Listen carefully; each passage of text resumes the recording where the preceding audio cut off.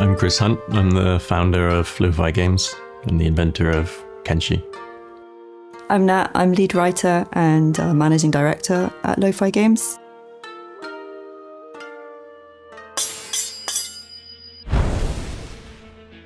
There's no solid moment when I get an idea for something. It forms gradually, piece by piece.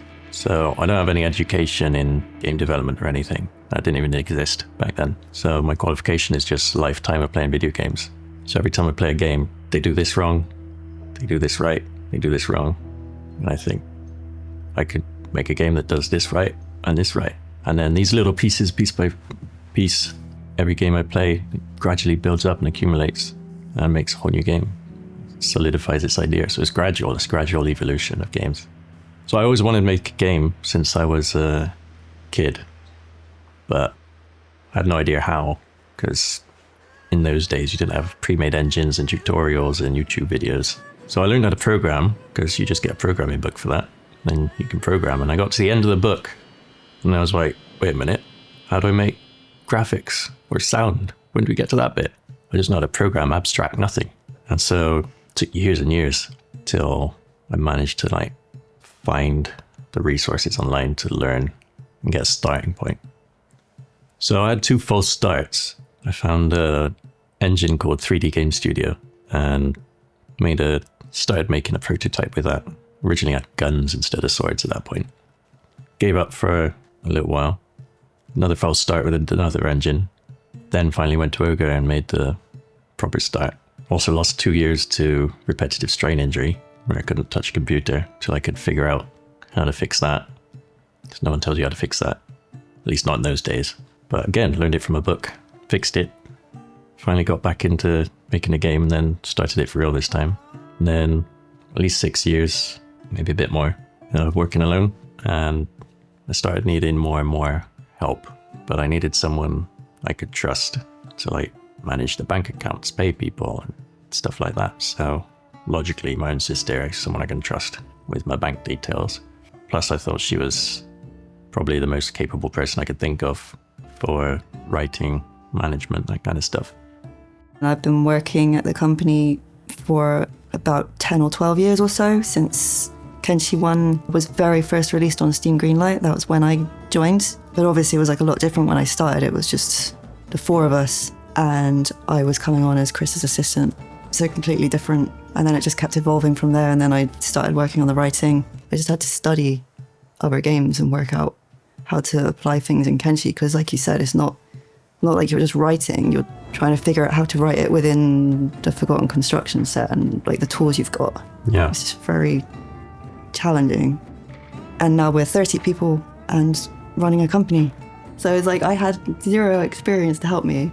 But then I think looking back now, I'm really, really grateful because even though it was really hard and I had to try and learn all this stuff, I also think it's made me a lot better at being good at stuff. Ninja or samurai? I'd rather be a ninja because they don't follow the rules. If you're a samurai and you face another samurai and he's stronger than you're gonna die. But if you're a ninja, you just get him when you're sleeping. And then you don't have to die. Plus you can flip around. And you can flip around. Ninja stars. You don't have to serve a lord. I think they still do. Oh yeah, they do, don't they? Yeah, but it'd be a cooler lord. Like a shadow lord. Acid sea or poison gas? Poison gas. They both sound horrible, to be honest. Well, you can run away from poison gas. True, but I feel like... If you're in the acid sea, you'll you'll die faster with poison gas. With acid sea, you're just going to melt from the outside really slowly until it gets to your organs. And that just sounds really horrible. Depends how acidy it is. Might be quick, might be slow. I guess it depends how fast the gas is as well. True. Yeah, I think both are pretty... Not a very specific question, was it?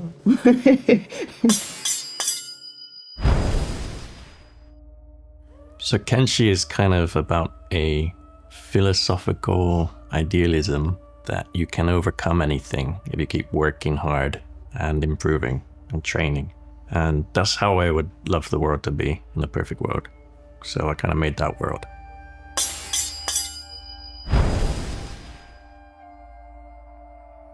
Yeah, I'm just making the game for me. This is just an upgrade on that, adding certain features that I want to see that will make it more complete than what it was before.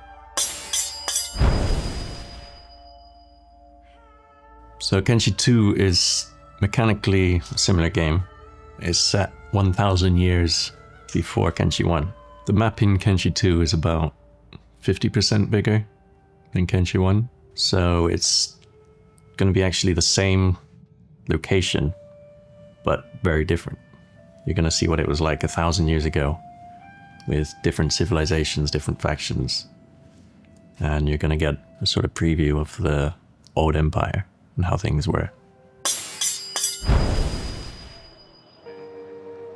Yeah, there will be some completely new factions, a lot of completely new factions in Kenshi 2. Again, it's I think it's really, really important discovery and exploration. So I think that trying to get a handle on like completely exotic new societies is a part of that. And it's like quite an important part of the gameplay to me, is trying to navigate that and trying to survive all of the challenges of these unique factions. So I guess it's something that I find a bit difficult to talk about because I don't want to ruin anything for the player. We're just trying to make completely original factions that are just completely unique to the world of Kenshi. Well, they're distinct from each other, right? Yeah. So you have a different gameplay experience depending on where in the world you go. You're not just going to, it's another town. If you go to a big world, you can't have the same experience everywhere you go. Otherwise, what's the point in going anywhere? The whole point of traveling is that you go somewhere with a completely different culture, different rules of survival, different player experiences, different dangers. Everything's different. So it's worth traveling. It makes you want to travel, see what's out there, see what's in the world, see what the world is like. And that's one of the driving forces behind the player. Agnew or fondue? What? What, like I'm supposed to choose between a robot character and a meal? No? Well, Obviously Agnew. Is it even the game's Agnew? Could be any Agnew. If we're talking about fondue, could be Agnew from Futurama, could be my bike. Definitely not fondue anyway. Fondue's weird. Yeah, fondue is weird. It's like too cheesy. I liquid. really like cheese, but like Yeah, it shouldn't not be liquid. No. Yeah. Melty, sure. Liquid is like you're cheating and you're mixing it with stuff, and now it's just like a weird bullshit. Yeah, and it's like it's not even cheese anymore. It's like beyond cheese. It's just like a horrible pus. Yeah. So that's your answer on Agnew or fondue. Yeah. More long-time gamers than new gamers, because I designed it for myself. Like, you need a gateway game to get you to understand games. Otherwise, you'd just be thrown into something too complicated. I think you need to play a few other games first as a training.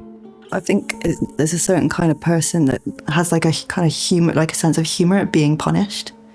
Like someone who quite enjoys that level of difficulty and being punished as an entertaining thing. I think you need to have that. Like whenever we've been at game shows and people are playing the game, you can kind of tell when someone's gonna gel with it or when someone's just gonna like get straight back up. And it's the sort of person that's kind of curious and just like open towards dying constantly and instantly. And well, it's not even about always dying, it's about being defeated.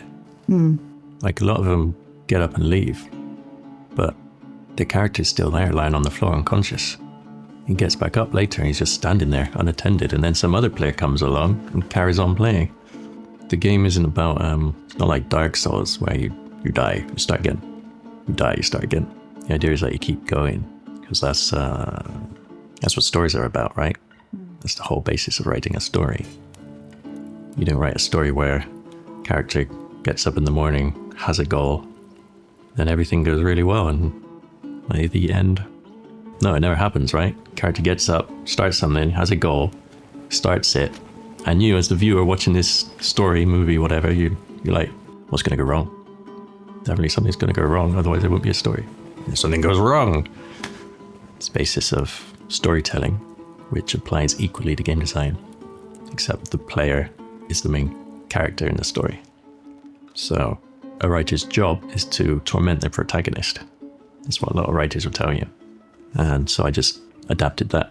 The idea, too many games let the player succeed. They go, oh, it's a power fantasy. You just run along mowing down enemies and succeeding, and that's it. That's the whole game, and that's mind-numbingly boring to me. You need to encounter problems.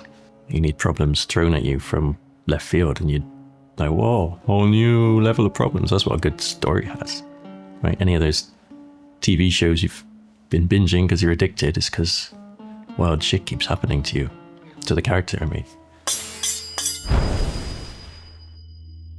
Oh, I hate being the chosen one. Like, how relatable is that? Being the chosen one? Who's ever been the chosen one? No one. Not even one.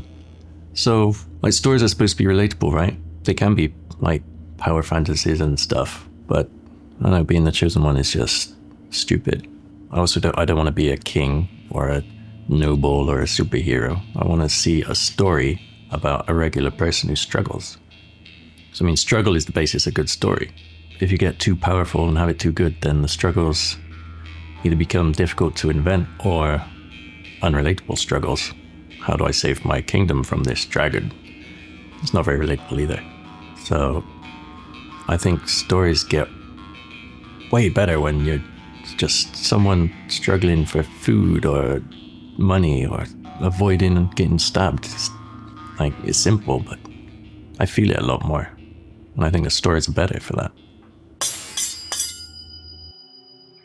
Big things or gorillas? Big things, because they're just pretty weird. You can't run away from them. Yeah, but I like how horrible they are. Yeah, but you're just gonna die. Maybe that's why I like them. Maybe I wasn't thinking of myself being on the receiving end.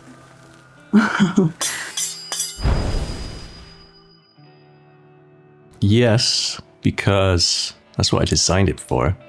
Right? I designed it to have lastability because I want a game that I don't get bored with after 10 minutes, but I underestimated the average gamers or the above average gamers' capacity to put in hours. A lot of the high hours, thousands and thousands of hours ones I can't believe. After you get a calculator and see what that really means, and then I'm like, how did they do that? Did they not sleep? I still don't know how they do it. I'm not sure if some people must leave it running. That's the only... I've kind of figured that must... But it's very cool that they... not that I want to encourage, people not eating and sleeping properly, but it's nice that people are playing it so much. I feel like my work now is more geared towards people playing it for that long, so you're trying to make things not repeatable. So I find for Kenshi 2, we're like more aware now, right, of people spending that a long amount of time, so we kind of try and adapt a bit to it so that people can play it that long and it's not like doesn't repeat and stuff. Yeah, I mean, I designed the game to be addictive like that, but in a good way. Because you can have evil addiction and good addiction. Evil addiction is like your typical free-to-play, maximize engagement kind of mentality from the designer, where they just want to keep you playing as many hours as possible and steal your money and your attention at any cost. Whereas my type of addiction is you're addicted because you're having fun and you're achieving things, you're encountering problems and challenges, and even when you're away from the game, you're thinking of this challenge. How do I overcome this thing? Maybe you're at work thinking, how am I going to get my guy back from those slavers? It's a fun challenge, right? That's a fun thing to do. It's not like, oh, I can't wait to get back to gambling,